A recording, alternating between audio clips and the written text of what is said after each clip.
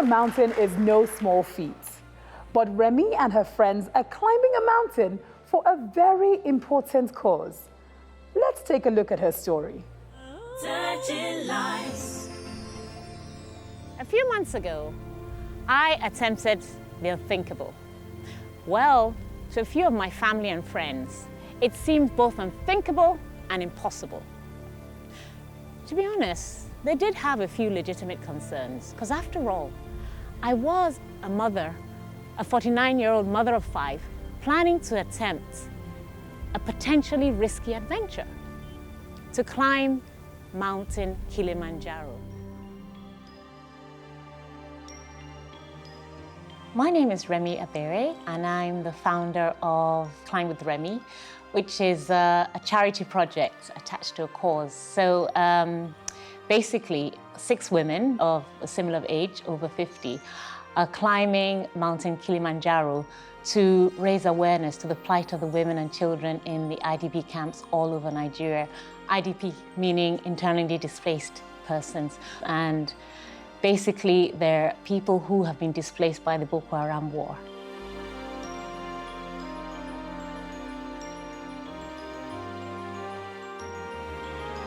Climb with Remy is perhaps one of the most exciting projects I've had the privilege of working on. Remy is an amazing woman, and we were first of all thinking about how to do something that's going to touch lives of women and children in these camps. We're focusing on women and children because it's estimated that about 3.3 million people in IDP camps all over Nigeria, and 70% of these people are actually women and children. So we want to climb Kilimanjaro, which is the tallest mountain in Africa, often referred to as Africa's rooftop.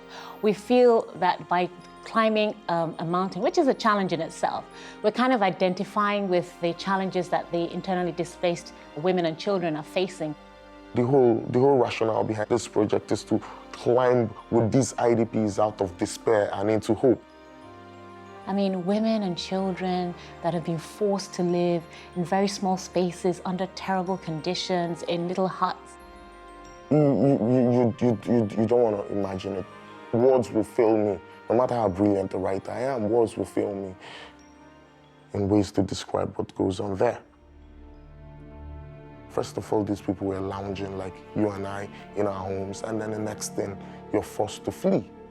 And then you walk for miles, for days and days to find a peaceful place to rest. Some of these people trek for more than 20,000 feet to get to a place of comfort, to any of these camps. It's really saddening because you see children that don't have clothes. The clothes they put on are all torn and dirty, and they've got no shoes, and they look malnourished, and it's really sad. Going to the camps, it's despair. You smell despair. The smell of despair is very rancid. It's the pain is nice. I know.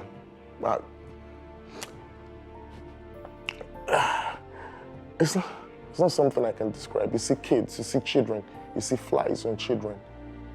You see a child, you know, that this child hasn't had a decent meal in like 3 days. You see a mother just giving birth to an infant and she can't breastfeed this baby because she herself is not nourished. I mean, there's such a gap between some children who just probably have most of what they want and some children who have nothing. It's a terrible feeling, and it shouldn't happen. It shouldn't happen. And I think we need to start evening the balance and doing something. If you have, you need to start giving back to people who don't. We're not asking for money donations, we're asking for product donations.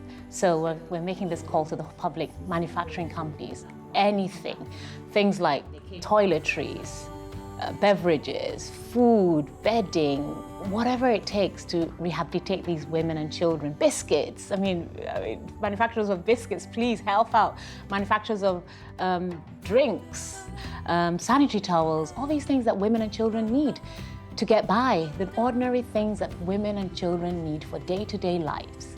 That's what we need. We're very interested in people bringing products and essential materials because we want these people to have a certain level of comfort until the government and other corporate organizations find a way to properly resettle them and rehabilitate them.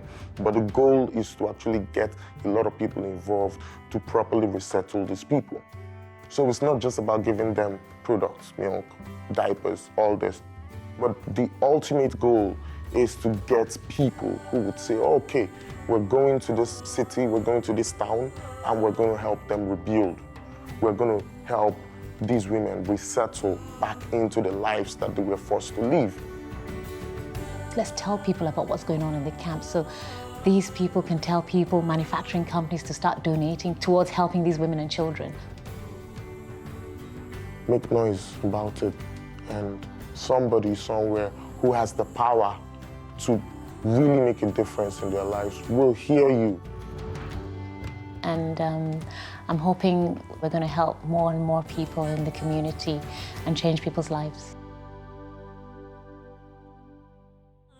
Touching lives. It's so wonderful to see Remy's generosity that she and her friends are going outside of their own experiences to impact the lives of others. After the break, we'll have Remy and James right here in the Airtel Touching Lives studio. Touching lives. Welcome back to Airtel Touching Lives. I'd like to welcome my guests, Remy and James of Kind with Remy. Thank you guys so much for being here. Very inspiring work that you're doing. I wanted to know, when I'm thinking of climbing, I'm thinking of, getting through hurdles. And there's a sort of metaphor in that, in the kind of people you're trying to help and getting through challenges. Was there any correlation for you? It is symbolic. Climbing a mountain, there are a lot of challenges, mental challenges, emotional challenges involved in climbing a mountain. I've done it before, and it was one of the hardest things I've ever done. And I know that climbing a mountain, it takes a lot of energy out of you. It takes a lot of passion as well and belief in yourself.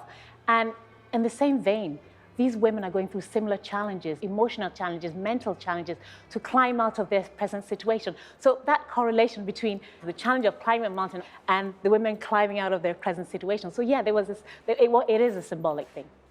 And James, I want to know, what's been your role in the whole process? Oh, well, basically, we sat down and we looked at this idea, and together we said, but wait, hold on, there's something we can actually do here. We can tie this whole climb, your passion for doing adventures, into something larger than just climbing and doing adventures and stuff. And then she immediately keyed into the fact that, yes, she's been very passionate about doing something for displaced women, the less privileged.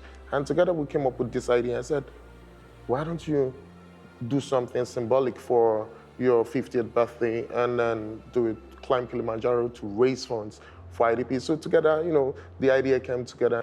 Remy, I can imagine you've been to the IDP camps. And what are some of the stories and the experiences that you've witnessed, or the things that you've heard from women and children there?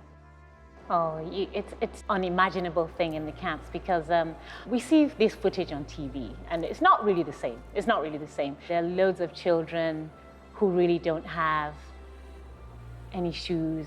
Some of them are even naked, no clothes, malnutrition. And then the women do everything, because we went to a particular settlement, and in a settlement, the women actually fend for themselves. They provide their own food, so they go to the land, they do the farming.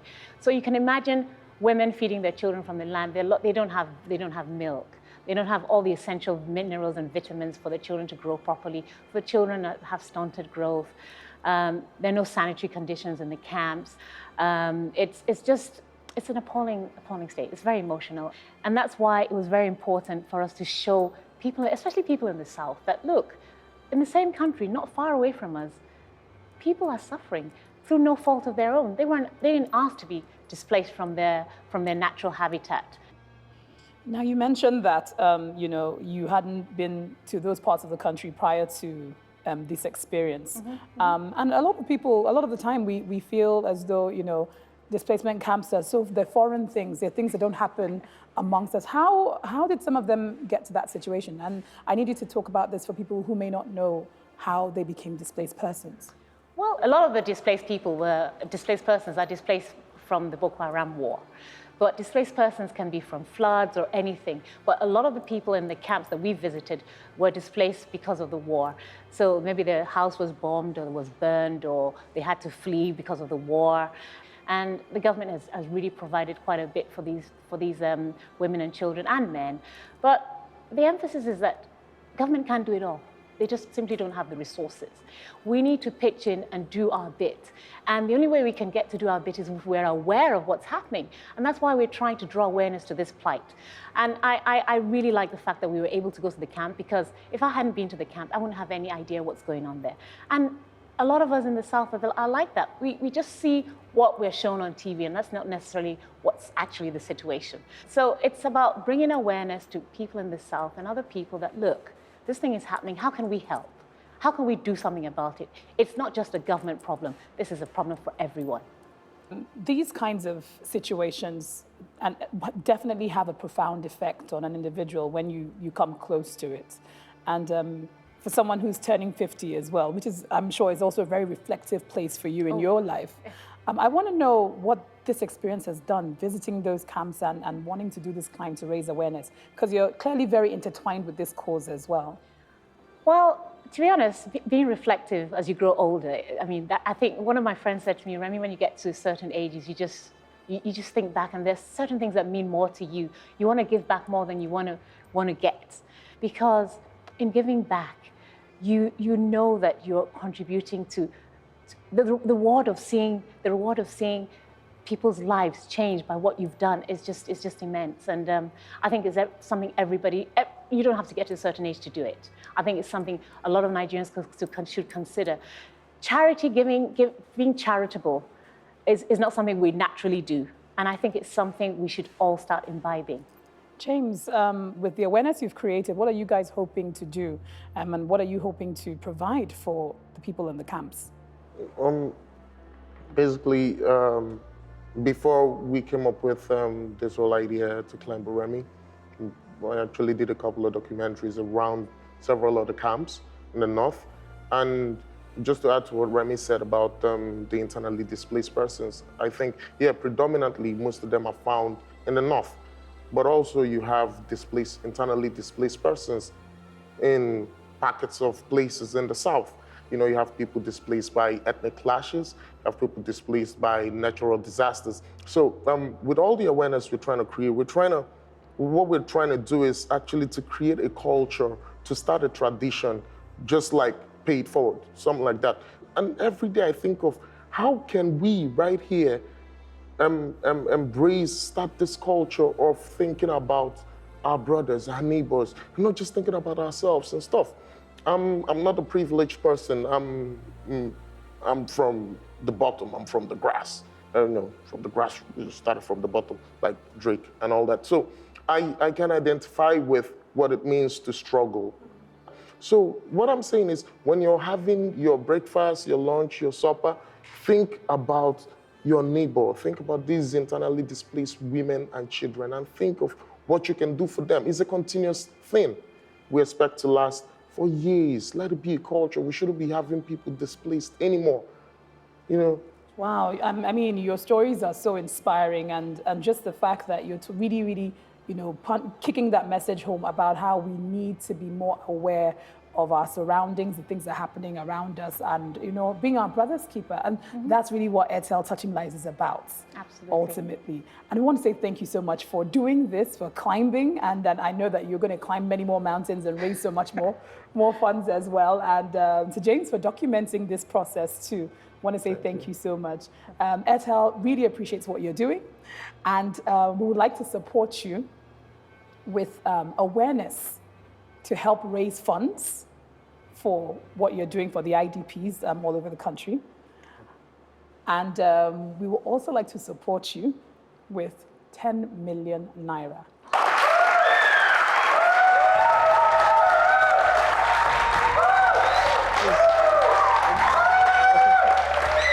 Very good. That's I good. saw your eyes light up there. It will do a lot How does to- it for feel? the What does this mean to you, and what do you think it's going to do for you? Oh, this is amazing. This is indescribable because it will help a lot. It will help immensely to bring awareness to this plight and to help the IDPs see the next and the next and the next day. So, and I think more importantly, it's the message that we all have to come together as Nigerians to help our fellow brothers and help everybody. It's not somebody else's problem. It's our problem. We're all Nigerians. We need to help each other. So yeah, this will go a long way to sending that message and to helping all the IDPs. Thank you very much, Airtel. Thank you so much. It's been a fantastic day right here at the Airtel Touching Live studio. And of course, you got the message, which is we need to be our brothers and sisters' keeper. Until next time, it's Airtel Touching Lives. Shine my light. I'm gonna make a difference. Touch your light. Be the change. Shine my light.